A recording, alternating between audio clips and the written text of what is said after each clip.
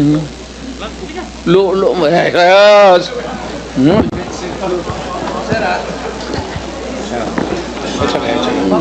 Sabi, kung may totoo lang maski isa, I will hang myself in front of you.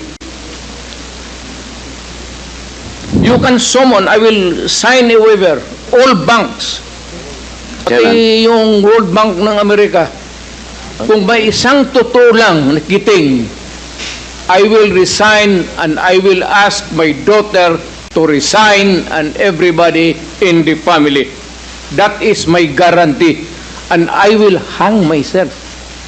Will the former president be okay that if we draft the waiver now, that it be signed today instead of tomorrow? Will you be fine with that, Mr. President? Anong kapalit, sir? Hindi. Sampalin ko siya sa publiko. Hindi, wala naman. Ngayon na. Wala pong ganunan. Mr. Chairman. I'll give you no. Sasampalin ko sa Mr. Chairman. Session suspended. Session suspended. Yes.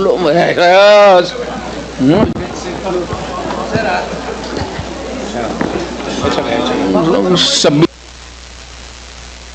Order, please. Order. Sige, go ahead, Mr. Trillanes. So, ito po ang sige, doon po sa mga unang slides muna. Ayan. So, ito po yung mga bank accounts na nakalap ko po ito noong 2016.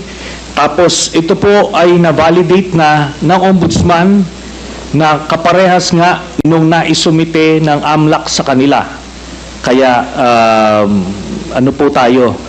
Kumpiyansa po tayo sa provenance nitong dokumentong ito. So, sige po, next slide. Ito po yung mga iba't ibang mga pumasok na pagkapirahan kay accounts ni Duterte.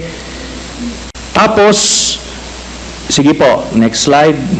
Ayan. So, ang total po ng mga credits na pumasok ay 2.4 billion, no? Ngayon, kung ano talaga yung actual total, malalaman po natin yan pagka binuksan po yung accounts. Ngayon po ito, no? Ang pagkakamali po ni Mr. Duterte nung nagtatago siya ng pagkapirahan ay ginawa niyang joint account yung kanyang anak na si Vice President Sara Duterte. Kaya ito po ay alam po naman natin na exempted sa bank secrecy law ang impeachment. So lalabas po yan lahat. Sige po, next slide. Ito po yung last slide, no. Dito po, meron po ito pong mga transactions na ito. Meron pong kay Vice President Sara, meron po kay Duterte, meron po kay Baste Duterte, meron kay Pulong Duterte, at meron po kay Hanilet Abansenya.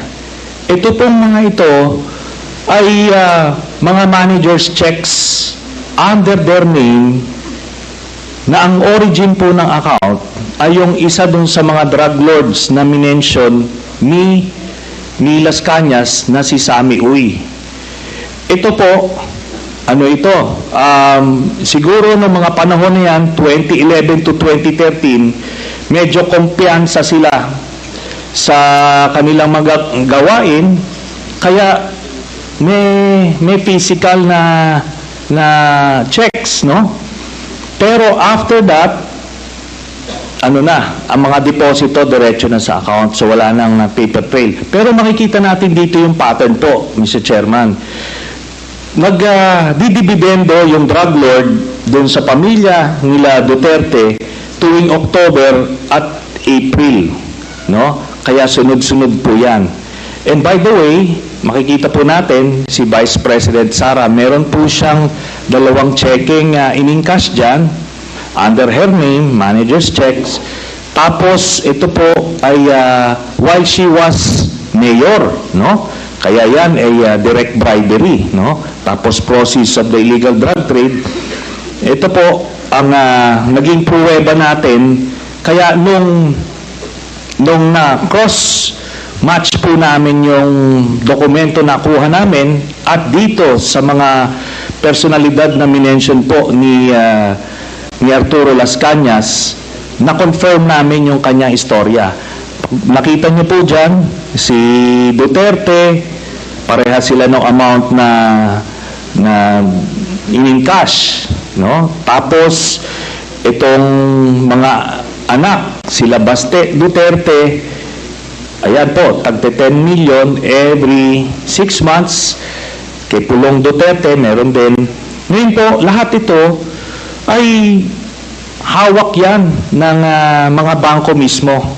Meron silang physical copy, meron silang soft copy netong mga sinasabi na ito. Kaya hindi po yan pwedeng i-deny lang kasi alam naman natin yung mga estilo ni Duterte, mag-a-admit konti pero magde-deny to confuse everyone. Pero ito po yung smoking gun, Mr. Chairman.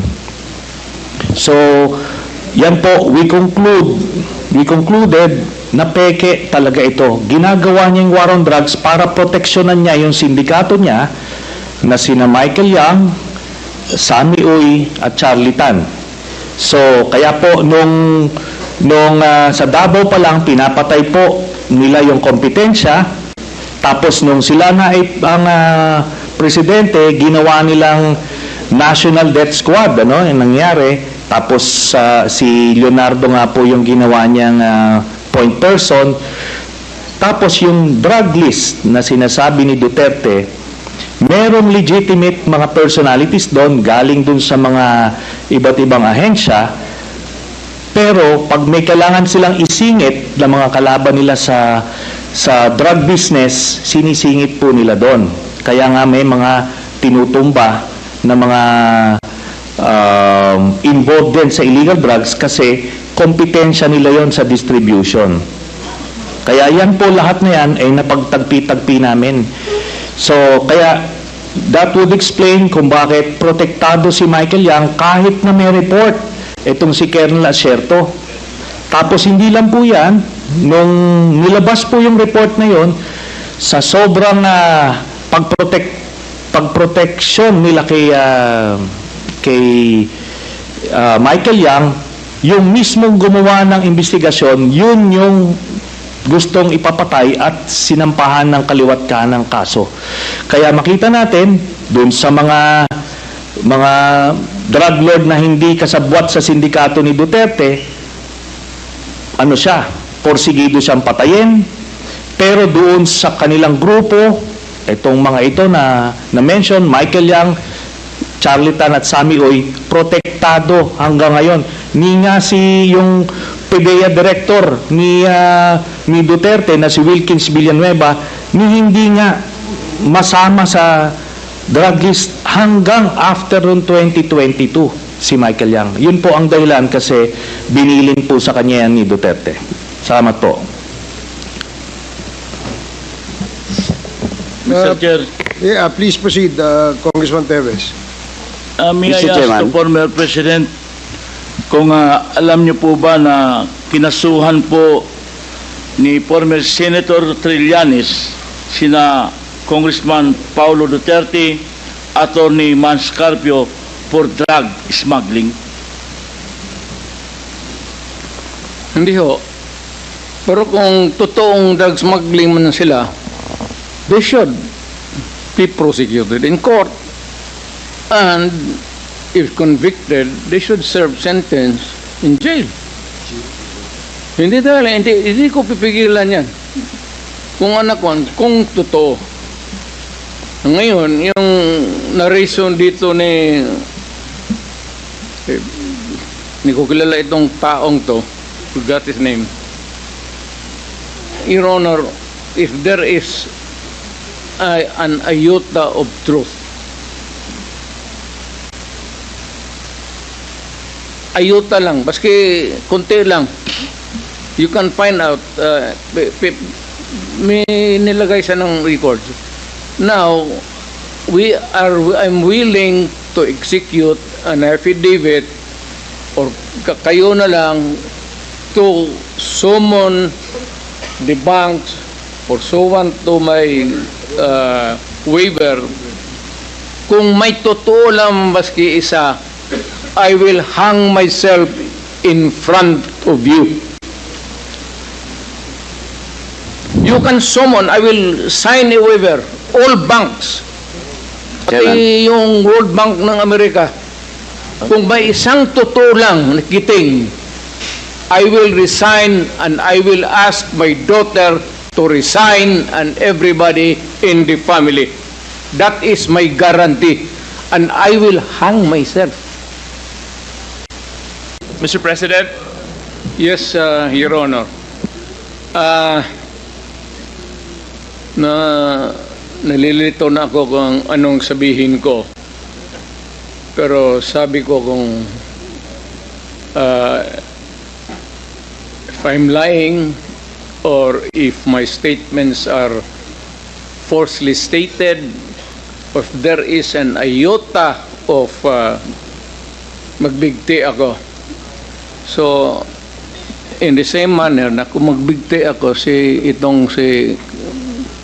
Trillanes dapat magsabay rin sa akin.